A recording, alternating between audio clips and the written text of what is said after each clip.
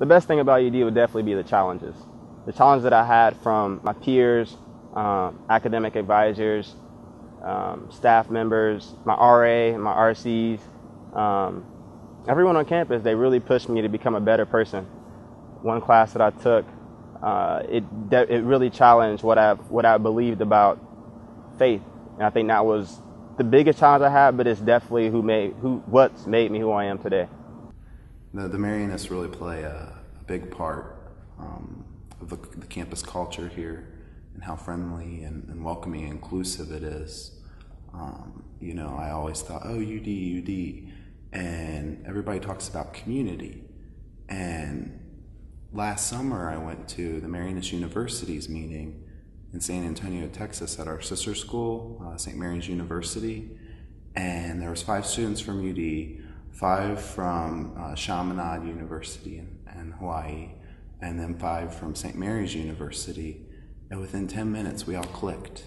And I thought, oh, like, these are like UD students.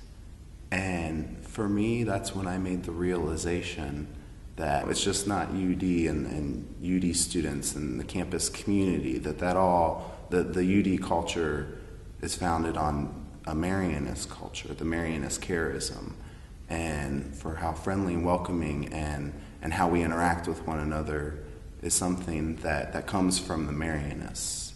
And that's such an important aspect of our campus.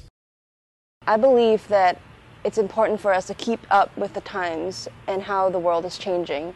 Needs of the world right now is going to be different from the needs of the world in 10 years, in 20 years. And I think it's important to keep on, changing and responding according to what the needs are at the present time. I think the Marianist charisms and the traditions that we find at UD, they're simply about being a servant.